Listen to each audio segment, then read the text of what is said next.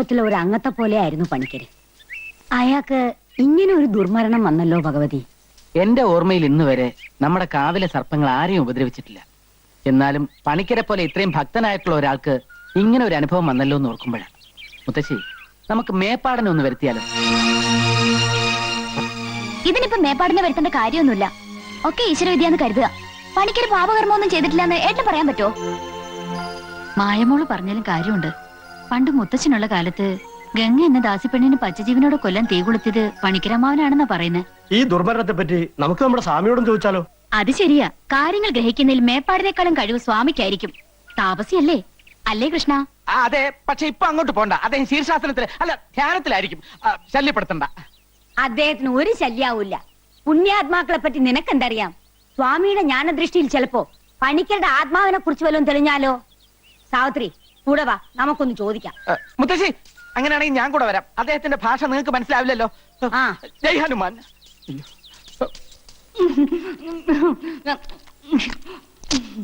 ഇങ്ങനെ ആക്രാന്തം കാട്ടാതെ മകളെ, മെല്ലത്തിന്റെ മകളെ. ഈ ഉണക്കത്തമ്പരാക്കന്മാരുടെ പച്ചക്കറി നീ അടുത്തപ്പോ എന്റെ അപ്പൊ കൂടെ കൂടെ വന്നില്ലെങ്കിൽ ഞാൻ പട്ടികളും ചത്തു. പട്ടണി കിടന്നാലും വേണ്ടില്ല, കിളവി തള്ള പിടിക്കാതിരുന്നാ മതിയായിരുന്നു. പിടിച്ചാ നിന്നെ കൊല്ലും മകളെ. കൃഷ്ണ, കൊല ഇപ്പൊ തന്നെ നടക്കും. ദേവരുടെ മാലക്കളവി. ജയ് ഹനുമാൻ. ഈശോ.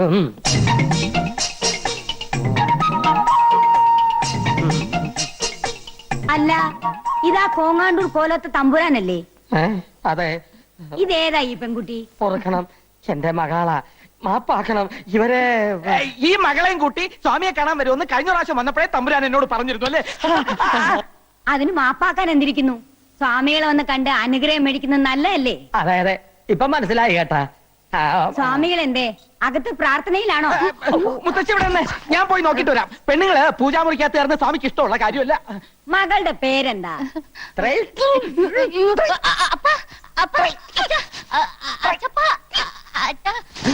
അയ്യോ, ഇതെന്ത് പറ്റി? കുട്ടിയുടെ പേര് ചോദിച്ചതാ. എന്താ തമ്പുരാന്? ഇത് ഗ്യാസാ. പിന്നെ കുട്ടിയുടെ പേര് ത്രയംബകം. ത്രയംബക തമ്പുരാട്ടി. ഇത് നേരത്തെ പറയാൻ പാടില്ലായിരുന്നാ? ഗ്യാസ് വലച്ച്. പൂജ കഴിഞ്ഞ് സ്വാമി ഇറങ്ങാറായോ കൃഷ്ണ? ഒരു 15 മിനിറ്റിന്റെ താമസമുണ്ട് മുത്തശ്ശി. മുത്തശ്ശി പൊക്കോളൂ, ഞാൻ സ്വാമിയെ കൂട്ടിക്കൊണ്ട് അങ്ങോട്ട് വന്നോളാം. അത് വേണ്ട, ബഹുമാനിക്കേണ്ടവരെ നമ്മൾ ബഹുമാനിക്കും. അയ്യോ, അതുകൊണ്ടല്ല. പൂജ കഴിഞ്ഞ് ഒരു 15 മിനിറ്റ് ടോയ്ലറ്റ് പോടും സ്വാമിക്ക്. എന്നാലേ ഞങ്ങൾ പോയിട്ട് പിന്നെ വന്ന് കണ്ടു. നല്ലത്. സ്വാമികളെ കണ്ടിട്ടേ വീട്ടിലേക്ക് വരാം, ആഹാരം കഴിച്ചിട്ട് പോവാം. വരും, ഞങ്ങൾ തീർച്ചയായും വരും കേട്ടാ. താൻ ഊണ് കഴിക്കാൻ പോവല്ലേ? പോവും. തന്റെ മുട്ടകളെ ഞാൻ തല്ലി ഓടിക്കും. പേടിപ്പിക്കാ. എന്നാ ഞങ്ങ പോണില്ല.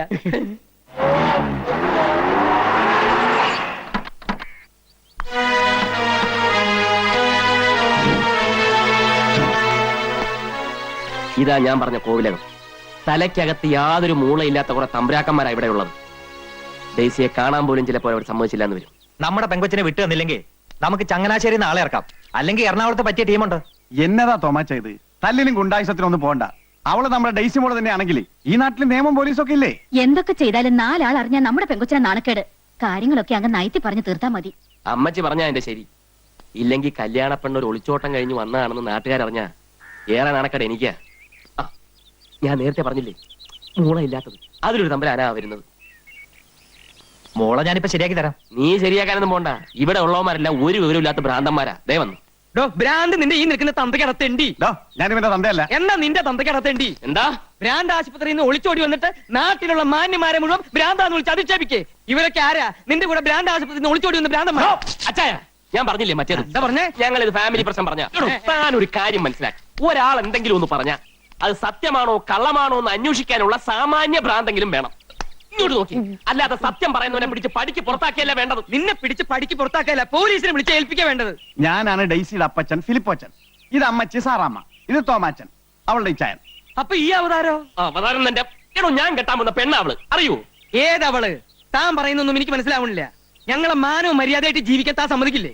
മാനവും മര്യാദയ്ക്കും ജീവിച്ച പെണ്ണിനെ ഒരു മന്ത്രവാദിയെ കൊണ്ട് മയക്കെടുത്ത് നിങ്ങളാ. ഡെയ്സി ഒന്ന് കാണിച്ചു തന്നാ മതി.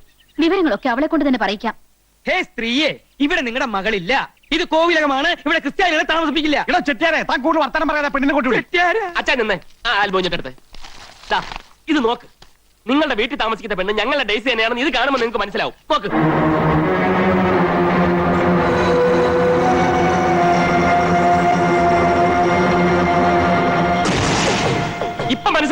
ഭ്രാന്തം.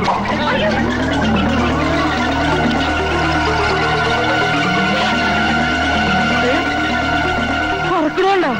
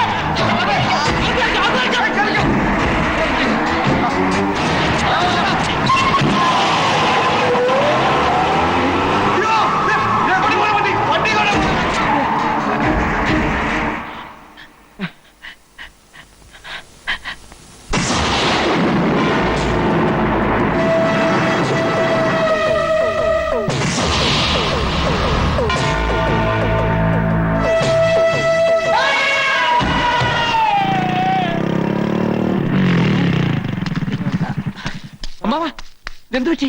അമ്മാവാ പിടിച്ചേ. ഇവിടെ ഉള്ളവരൊക്കെ എവിടെ പോയി? അമ്മാവാ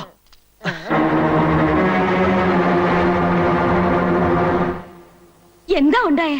ഞങ്ങൾ വന്നു കയറുമ്പോ അമ്മാവൻ ബോധമില്ലാതെ കിടക്കായിരുന്നു. ഉടനെ ഏതെങ്കിലും ഹോസ്പിറ്റലിലേക്ക് കൊണ്ടുപോവാം. ഭഗവതി ഇത്ര പെട്ടെന്ന് ഏട്ടൻ എന്ത് പറ്റി? അമ്മാവ ഇതെന്ത് ഭാഷയാണ് അമ്മാവ? ഒന്നും അങ്ങോട്ട് മനസ്സിലാവണില്ലല്ലോ. എന്താ ഉണ്ടായെന്ന് പറ രാമാ.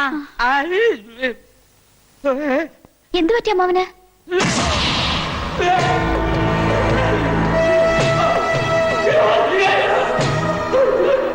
എന്താ? ഏ? ദേ, മായയോട് അവൻ എന്തോ പറയണോന്ന്. പറഞ്ഞോളൂ അമ്മാവ, എന്താണ്ടായേ? ഓ, എന്തെങ്കിലും തിന്നാൻ വേണോ? വെറ്റില മുറുക്കണോ? ഓ, പടം വരയ്ക്കണോ അല്ലേ? എഴുതി കാണിക്കാന്നാണോ? ശങ്കര, ഓ. ഒരു പേനയും കടലാസും വേഗം ഇഞ്ഞു കൊണ്ടുപോവാ.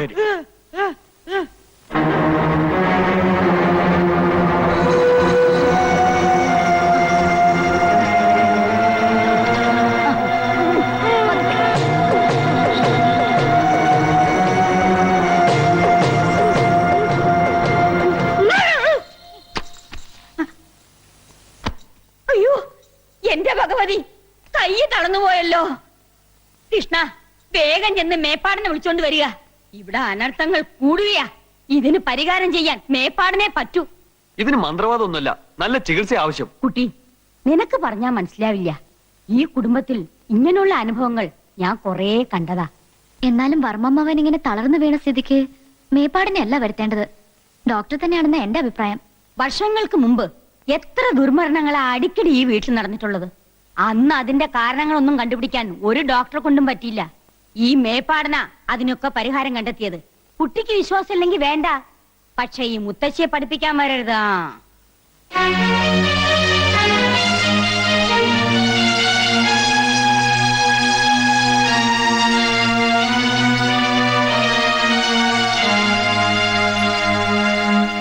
അസുഖം വന്ന ഡോക്ടർമാരെ വിളിക്കേണ്ടത്, അല്ലാണ്ട് മന്ത്രവാദിയല്ല. ഉണ്ണി ഇതിനൊക്കെ സമ്മതം കൊടുക്കണ്ടല്ലോ. മുത്തശ്ശിയോട് തർക്കിക്കാന്നല്ലാതെ അതുകൊണ്ട് വല്ല പ്രയോജനമുണ്ടോ? BP കൂടി വീണതായിരിക്കണേ വഴിയുള്ളൂ. എന്ത് ചെയ്യാം? കോലോത്ത ഫാമിലി ഡോക്ടർ മേപ്പാടനാ. അയാള് വന്ന് പോട്ടെ, പിന്നെ നമുക്ക് എന്തെങ്കിലും വഴി ആലോചിക്കാം. അപ്പോ മേപ്പാടിനെ കൊണ്ടുവരാൻ തീരുമാനിച്ചോ? ഉവ്, കൊണ്ടുവരാൻ കേശം പോയി കഴിഞ്ഞു. മായെന്താ ആകെ മൂടോട്ടായിരിക്കുന്നേ? ഏയ് ഒന്നുമില്ല, ഇവിടെ വല്ലാണ്ട് ബോറടിക്കണോ. നമുക്കൊന്ന് ഔട്ടിങ്ങിന് പോയാലോ? അതെന്താ? വേഗം റെഡി ആയിക്കോളൂ, നമുക്കൊന്ന് കറങ്ങിട്ട് വരാം.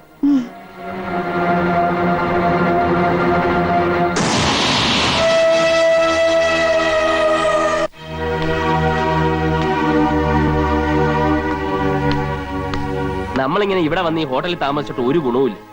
കാര്യങ്ങൾ കുഴയുന്ന ലക്ഷണമാണ്. അവിടെ എന്തോ അമാനുഷിക ശക്തി ഉണ്ടെന്നുള്ള കാര്യത്തിൽ എനിക്ക് ഒരു സംശയമില്ല. ഈ ശക്തി കാരണം നിനക്കങ്ങനെ തോന്നിയായിരിക്കുമോ ജെയിംസേ? അവിടെ കണ്ട നമ്മുടെ ഡെയ്സിമോളെ തന്നെയാണോ? അച്ഛൻ ഒരുമാതിരി ചൊറിയുന്ന വർത്താനം പറയരുത്. ഞാൻ അത്ര കൊച്ചു കുട്ടിയാണോ? എന്റെ കണ്ണിന് ഞാൻ നേരിട്ട് കണ്ടതല്ലേ ഡെയ്സിയെ. ഇനി പബ്ലിസിറ്റി ആവുമോ എന്ന് ഭയന്നിട്ടൊന്നും കാര്യമില്ല. നമുക്ക് പ്രശ്നം നിയമപരമായിട്ട് കൈകാര്യം ചെയ്താലോ? ഇനി ആ വഴിക്ക് തന്നെ അങ്ങ് ചിന്തിക്കുന്നതായിരിക്കും നല്ലത്. നമുക്ക് പോലീസിൽ അറിയിക്കാം. അമാനുഷിക ശക്തി എന്നൊക്കെ പറഞ്ഞാൽ പോലീസ് എന്നാൽ ഇതൊക്കെ തന്നെയല്ലേ സ്ഥിതി? പിന്നെ ഇതുപോലെ പത്രവാർത്ത എങ്ങനെ പോയാൽ? ഇങ്ങനെ അങ്ങ് പേടിച്ചാലോ? നിനക്കിത് പറഞ്ഞ മനസ്സിലായില്ല. ഇപ്പൊ തന്നെ ഡെയ്സി ഓരോരുത്തർ തിരക്കുമ്പോൾ മൈസൂരിലെ എന്റെ പെങ്ങളുടെ വീട്ടിലാണെന്നാ പറയുന്നത്. നാലാൾ അറിഞ്ഞാ പിന്നെ എന്റെ കുടുംബം കൂട്ടത്തോട് ആത്മഹത്യ ചെയ്യുന്നതാണ് നല്ലത്. പിന്നിപ്പോ എന്ത് ചെയ്യാനാ ഉദ്ദേശം? ഏതായാലും മുള്ളിനെ മുള്ളുകൊണ്ടെടുക്കണമെന്നാണല്ലോ പ്രമാണം. ആ വഴി ഒന്ന് ആലോചിച്ച് നോക്കാം. എങ്ങനെ? കടമറ്റത്ത് കത്തനാരച്ചന്റെ പരമ്പരയിൽപ്പെട്ട ഒരു ഫാദറുണ്ട്. എത്ര കൊടിയ ബാധയും കുരിശേൽ നിർത്തുമെന്നാ കേട്ടത്. ചെകുത്താന്മാരെ ഒഴിപ്പിക്കുന്നത് കൊണ്ട് അദ്ദേഹത്തെ അറിയപ്പെടുന്നത് ചെകുത്താനച്ചൻ എന്ന് വരില്ല. അത്ര വലിയ മന്ത്രവാദിയാ അദ്ദേഹം. മന്ത്രവാദി മാത്രമല്ല, ലോക പ്രശസ്തനായ സൈക്കാട്രിസ്റ്റ് കൂടിയാ. എങ്കിൽ നമുക്ക് എത്രയും പെട്ടെന്ന് ആ ചെകുത്താനത്തിനെ കാണാം.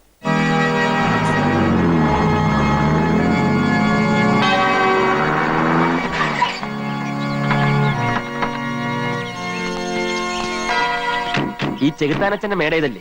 ചെകുത്താനച്ഛനോ? അങ്ങനെ വിളിക്കരുത് കുഞ്ഞാടെ, അത് അച്ഛന്റെ ഇരട്ട പേരാകുന്നു. അവിശ്വാസികളാണ് അങ്ങനെ വിളിക്കുന്നത്. വിശ്വാസികൾ ഡോക്ടർ മികായലച്ച എന്നെ വിളിക്കൂ. ഓ ഓ ഓ. ഒരു ബാധ കയറിയ കേസ് ഉണ്ടായിരുന്നു. അച്ഛനൊന്ന് കാണണമല്ലോ. ഇയാളെ കണ്ടപ്പോഴേ എനിക്ക് തോന്നി. എനിക്ക് കുഴപ്പമൊന്നുമില്ല. ആളെ കൊണ്ടുവന്നിട്ടില്ല. പിന്നെ ആർക്കാ? എല്ലാം മിഖാലച്ചനോട് ഞങ്ങൾ പറഞ്ഞോളാം. ഓ, കയറി വരൂ കുഞ്ഞാടുകളെ. പിന്നെ ശ്വാസം.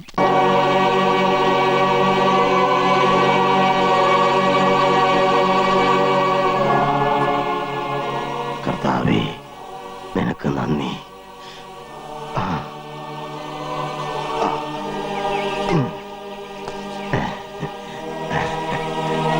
സംശയിച്ചതുപോലെ ആ പെൺകുട്ടി നിങ്ങളുടെ മകൾ ഡെയ്സി തന്നെ.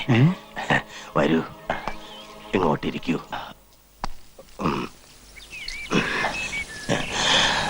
വീട്ടിൽ നിന്ന് പോകുന്നതിന് മുൻപ് അവളിൽ എന്തെങ്കിലും പ്രകടമായ മാറ്റങ്ങൾ കണ്ടിരുന്നോ? ഉവച്ചോ, ഒരു സ്റ്റഡി ടൂറിന് പോയി വന്നതിന് ശേഷം ഡെയ്സി മോളിൽ ആകെ മാറ്റമായിരുന്നു. പിറ്റേന്നൊരു ഡോക്ടറെ കാണിക്കാമെന്ന് വിചാരിച്ചിരിക്കുമ്പോഴാ അന്ത് വെളുപ്പിന് മോളെ കാണാതാവുന്നു. ഇത് പ്രേതബാധയാണോ വെച്ചോ, അതോ വേറെ വല്ല അസുഖമാണോ? വിശ്വസിക്കുന്നവർക്ക് ഇത് പ്രേതബാധ തന്നെയാണ്. മെഡിക്കൽ സയൻസിൽ ഡിസോസിയേറ്റീവ് ന്യൂറോസിസ് എന്നോ മൾട്ടിപ്പിൾ പേഴ്സണാലിറ്റി എന്നോ ഇതിനെ പറയാം. കൺവേർഷൻ റിയാക്ഷൻ അല്ലെങ്കിൽ പൊസസീവ് റിയാക്ഷൻ എന്ന് പറയുന്ന വേറൊരു തരം അസുഖവുമുണ്ട്. Anyway, all these diseases are different versions of hysteria. അപ്പൊ ഇത് പ്രേതബാധ അല്ലെന്നാണോ അച്ഛൻ പറയുന്നത്? നിങ്ങളെ പോലുള്ള പീപ്പിൾസ് ഇതിനെ പ്രേതബാധ എന്ന് പറയും. വേറെ ചില മണ്ടന്മാർ ഇതിനെ സൈക്കാട്രിസ്റ്റ് കേസ് എന്ന് പറയും. നിങ്ങളുടെ ഭാഷയിൽ ഇത് രണ്ടുമല്ലാതെ മറ്റെന്താണ് പറയുക? അങ്ങനെ ചോദിച്ചാൽ എനിക്കറിയില്ല. ഫാദർ പറയും. ആട്ടെ, കഴിഞ്ഞ ദിവസം ആരാ ഈ കുട്ടിയെ കണ്ടെന്ന് പറഞ്ഞത്? ഞാനാണച്ചോ. എന്നെ കണ്ടിട്ട് അവൾ തിരിച്ചറിഞ്ഞതേ ഇല്ല. നിങ്ങൾ കുട്ടിയുടെ ആരാ? ഞാനിവരുടെ കുടുംബ സുഹൃത്താ. പിന്നെ ഇവന് വേണ്ടി കല്യാണം പറഞ്ഞു വെച്ചിരുന്നത് എന്റെ മകളെ. മനസ്സ് ചോദ്യം നടത്താൻ ഡേറ്റ് നിശ്ചയിക്കുന്നതിനിടയിലാ ഇങ്ങനെയൊക്കെ സംഭവിച്ചത്. ആ, ഈ കുട്ടിയെ ഉടനെ തന്നെ ഇവിടെ ഒന്ന് എത്തിക്കാൻ പറ്റുമോ? അതാണ് പ്രശ്നം. ഫാദർ ഒന്ന് അവിടം വരെ വന്നാൽ. ഇല്ല, ഞാൻ കുറെ കാലമായി വെളിയിൽ പോയി പേഷ്യൻസിനെ നോക്കാറില്ല. എന്റെ മോളുടെ ജീവിതമാണ് എനിക്ക് വലുത്. അവളെ എങ്ങനെയെങ്കിലും ഒന്ന് രക്ഷിക്കണം. അച്ഛനും കൂടി കൈയൊഴിഞ്ഞാൽ ഞങ്ങൾക്ക് വേറെ ആശ്രയമില്ല. എടോ വെട്ടുകുഴി, ഫാദർ, തനിക്ക് ആ കുട്ടിയെ പോയി ഒന്ന് കൊണ്ടുവരാൻ സാധിക്കുമോ? അച്ഛന്റെ പ്രാർത്ഥനയും അനുഗ്രഹമുണ്ടെങ്കിൽ ഞാനൊന്ന് ശ്രമിച്ചു നോക്കാം ഫാദർ.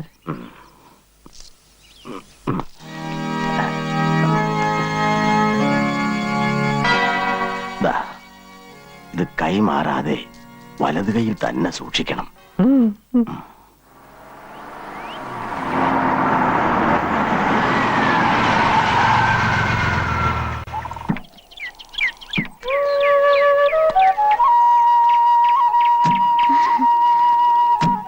എന്ത് കാണാനാ ഇങ്ങോട്ട് വരണമെന്ന് പറഞ്ഞത്? എനിക്ക് കുന്നിൻ ചെരുവ് വലിയ ഇഷ്ടാ. നമുക്ക് ഈ കുന്നിന്റെ നെറുകിൽ ചെല്ലാം. എന്തിനാ? അവിടെ നിന്നാ സ്വർഗം വളരെ അടുത്ത് കാണാം. എനിക്ക് ഈ സ്വർഗം ഒന്നും കാണണ്ട. പിന്നെ ഏത് സ്വർഗം സാറിന് കാണേണ്ടത്? എന്നെ സ്വർഗം കാണിക്കണമെങ്കിൽ മായ മനസ്സ് വെക്കണം. ഞാൻ മനസ്സ് വെച്ചിട്ട് എന്താ കാര്യം? ജപവും മന്ത്രവും ബ്രഹ്മചര്യൊക്കെ നടക്കുന്ന അന്ധവിശ്വാസികളുടെ കൂട്ടത്തിലല്ലേ ഉണ്ണിയും? എനിക്ക് അന്ധവിശ്വാസമൊന്നുമില്ല. മുത്തശ്ശിയെ പേടിയാണുള്ളത് സത്യം. അതുകൊണ്ട് മുത്തശ്ശി കൊടുത്ത വാക്ക് പാലിക്കുന്നു. അതല്ല, ഉണ്ണിയുടെ കയ്യിലുണ്ടല്ലോ ഒരു ഏലസ്. ഓ, ഇതോ? വിശ്വാസം ഉണ്ടായിട്ടൊന്നല്ല, മറ്റുള്ളവരുടെ സമാധാനത്തിന് വേണ്ടിയാ. ഓ, വലിയ ധൈര്യശാലി. ഗമ പറയാൻ ആർക്കാ വയ്യാത്ത? ഗമ പറഞ്ഞതല്ല, സത്യം. കയ്യിലെ ഏലസ് കണ്ടില്ലെങ്കിൽ മുത്തശ്ശി വഴക്ക് പറയലോ എന്ന് ഓർത്ത് കെട്ടുന്നതാ. അങ്ങനെയാണെങ്കിൽ ഇപ്പൊ അതങ്ങ് അഴിച്ചു കളഞ്ഞേ. ഇവിടെ മുത്തശ്ശി ഇല്ലല്ലോ. അഴിച്ചു കളഞ്ഞാൽ എന്റെ ഭർത്താവ് ധൈര്യമുള്ള ഒരു ആൺകുട്ടിയാണെന്ന് ഞാൻ സമ്മതിക്കാം. അത് മാത്രം പോരാ, പിന്നെ ഈ കവലിൽ ചൂടുള്ളൊരു സമ്മാനം കൂടി തരുമോ?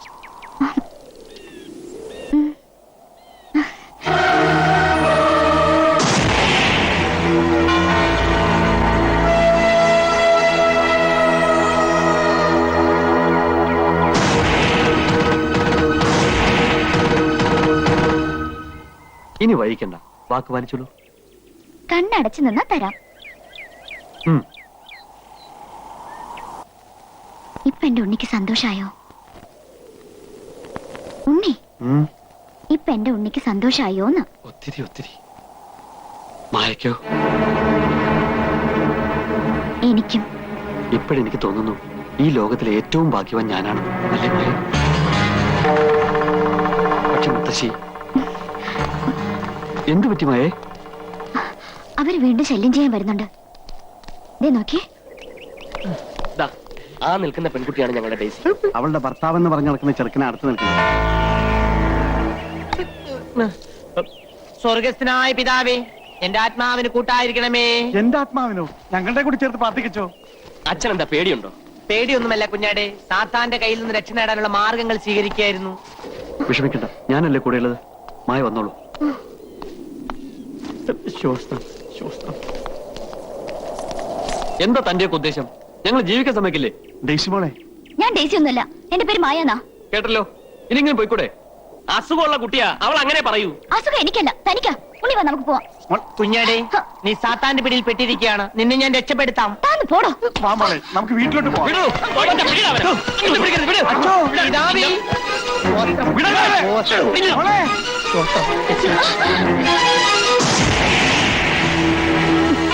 സ്വർഗസ്ഥനായ മിശിഹ തമ്പുരാനെ, സാത്താന്റെ പിടിയിൽ നിന്ന് ഡേസി മോളെ രക്ഷിക്കണമേ.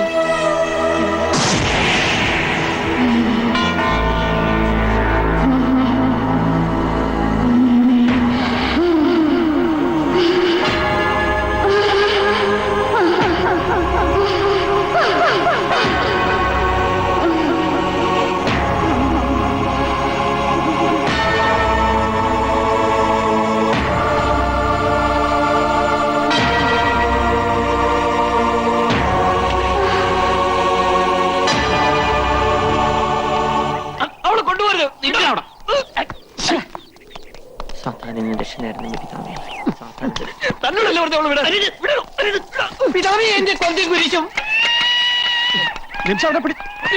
അച്ഛാ, പൊടിയെടുത്തോ, അല്ലെങ്കിൽ നമുക്ക് ഇവരെ കൊല്ലാണ്ടി വരും. വിടാ, നിന്ന് പിടയ്ക്കാന്നില്ല. ആ, പിടിച്ചോ, ഒറ്റം പിടിച്ചോ. ഡേസി, അവിടെ കിടത്തി.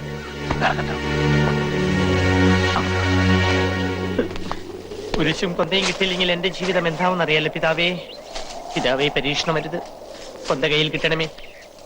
പിതാവേ, പരീക്ഷണമരുത്, കൊന്ത കയ്യിൽ കിട്ടേ.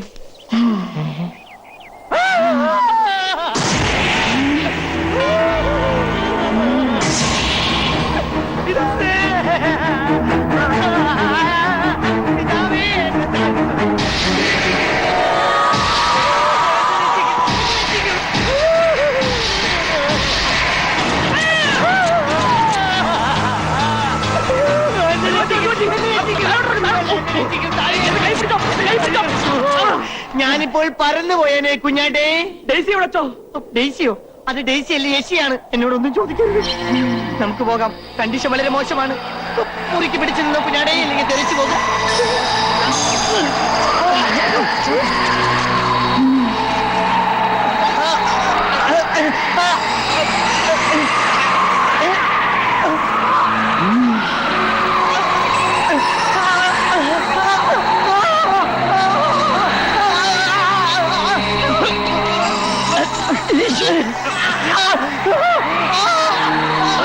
എന്തെങ്കിലും മന്ത്രം ജപിക്കച്ചോ, അല്ലെങ്കിൽ അവള് നമ്മളെ കൊല്ലും. കൊന്ത പോയുടെ കുഞ്ഞാടെ, ഇനിയൊരു മന്ത്രം ജപിച്ചിട്ട് കാര്യമില്ല. ഇനിയിപ്പോ എന്ത് ചെയ്യാച്ചോ? നമുക്ക് ഓടി രക്ഷപ്പെടാൻ വരൂ കുഞ്ഞാടികളെ. അയ്യോ, എന്റെ ഭർത്താവ് താഴെ ഇറങ്ങടാ, താഴെ ഇറങ്ങാന് പറഞ്ഞേ, താഴെ ഇറങ്ങാൻ.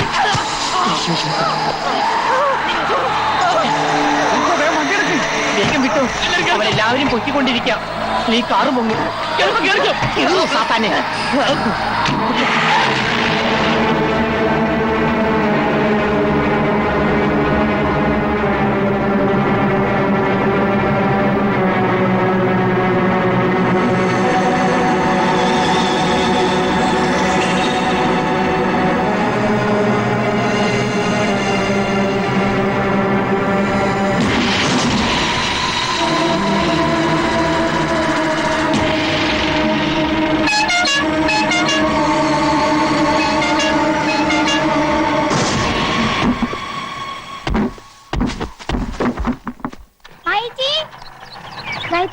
ഞാൻ ഉണ്ണിയേട്ടനെ വന്നോളാം.